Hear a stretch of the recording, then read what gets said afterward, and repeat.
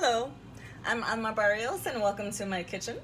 Today we're going to be making red meat chili, but first and foremost I would like to say thank you to everyone who watched my first video, how to make sofrito, as well as liked and hit the subscribe button. I really appreciate it. It means a lot, definitely motivates me to do more videos. So thank you from the bottom of my heart.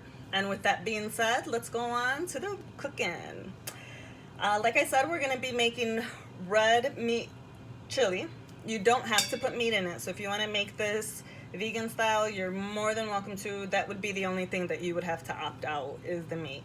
What I'm going to start with is a little bit of avocado oil.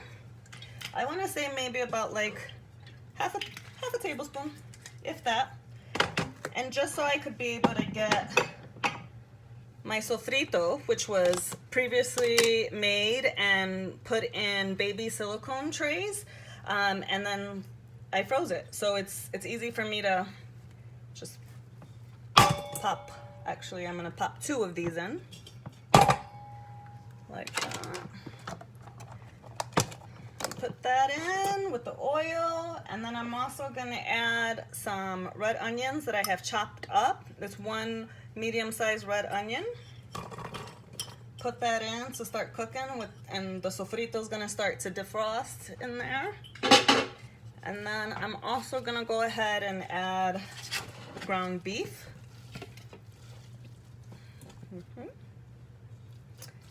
And I'm gonna go ahead and stop this right now, and I'm gonna let this brown, and then when we come back, we'll add some more stuff. All right, now we have our meat halfway browned. The onions are already starting to get cooked a little bit more as well. The sofrito hasn't fully broken down, and just to back up a little bit, sofrito is basically a base. It's used in all different parts of the world, mostly in Latin America and the Caribbean, and it gives flavor to your dishes. So much flavor. You're using aromatic herbs and spices and stuff to definitely jazz up your food. So I had previously made that, and I froze it in baby silicone trays, so I popped 2 of those in. Those are about halfway defrosted already. The smell is already delicious. The sofrito that I had before had cilantro, garlic, and different kind of bell peppers, so you're really starting to smell all that right now. I'm going to add about half a teaspoon of salt. I definitely do want to flavor up the meat a little bit. I don't like when, you know, everything else is flavorful and then you take a bite of the meat and there's just no flavor at all. So definitely put in a little bit of salt. Gonna put some crushed black pepper.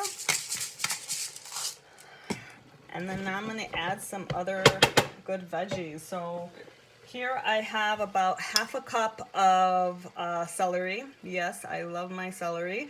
And then I have 1 Serrano pepper and 1 jalapeno. And those have been seeded. Those are all that extra spices out. I'm gonna add that in. And then I am going to add a mix of mini sweet peppers. I have orange and red. So this is about a cup of mix of those. And then I have about 2 cups of baby Portobello mushrooms. I sliced those up. So popping those in. And then I have about 2 cups of green peppers.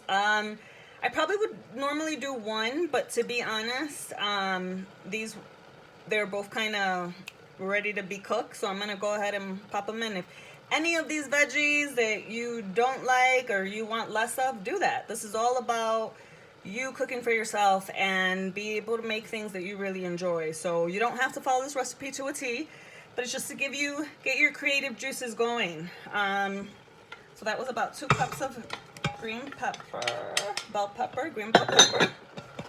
Mix that in.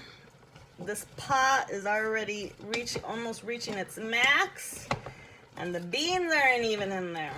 So what I have here is about 2 cups of mixed beans that I have. It's black and red kidney beans.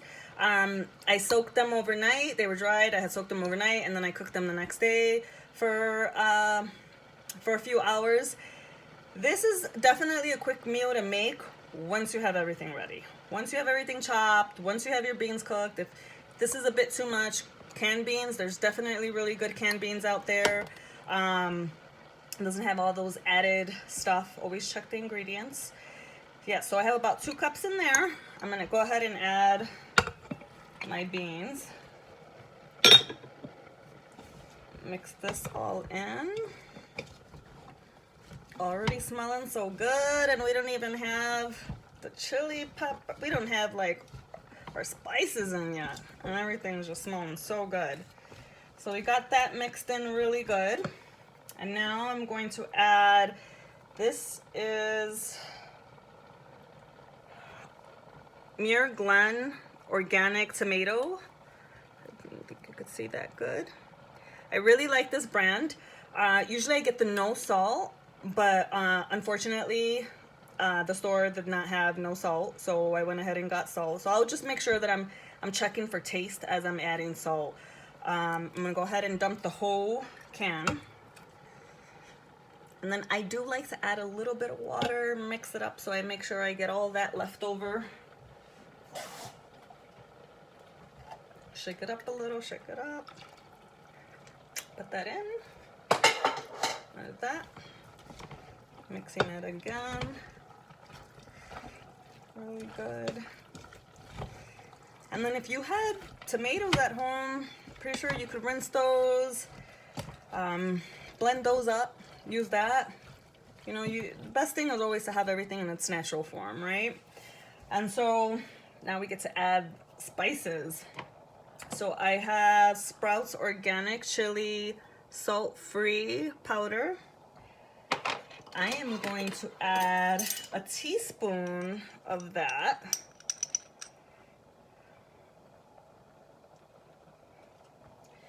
And then I'm also going to add a teaspoon of Simply Organic Cumin.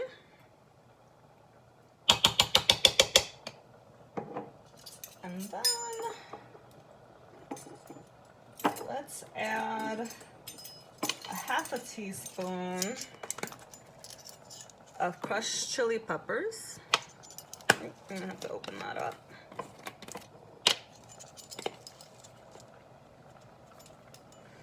Ooh, I'm gonna start sneezing soon. And now we're going to add, oh yeah, Star West Organic Cayenne Pepper.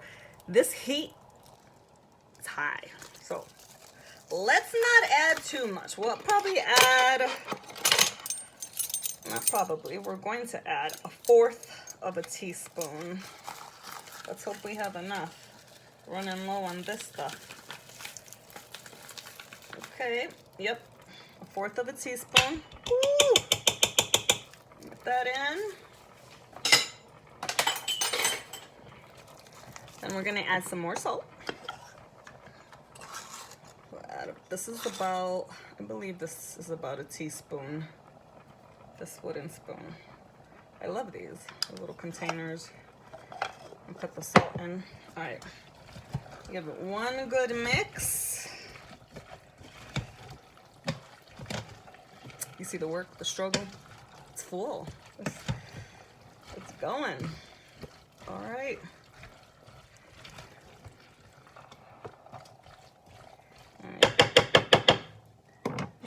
I'm gonna go ahead and give it a taste for flavoring. If I need to add anything. Let's get something that I can.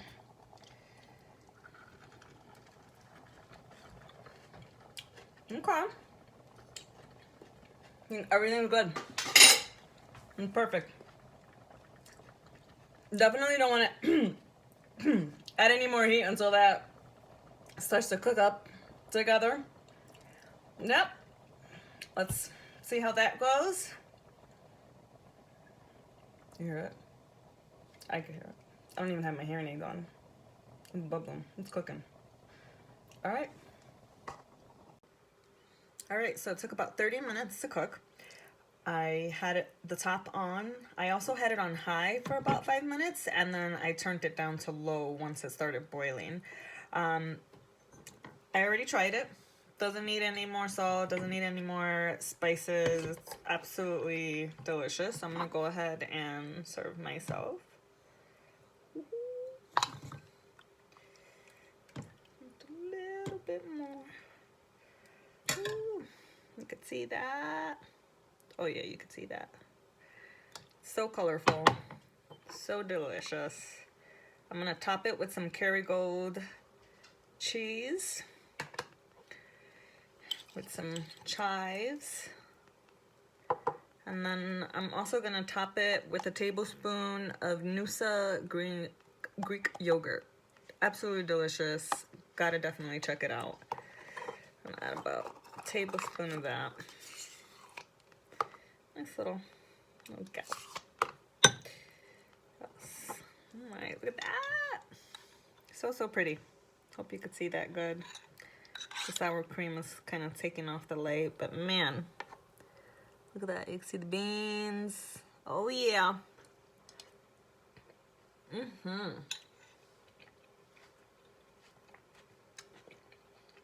was a big bite.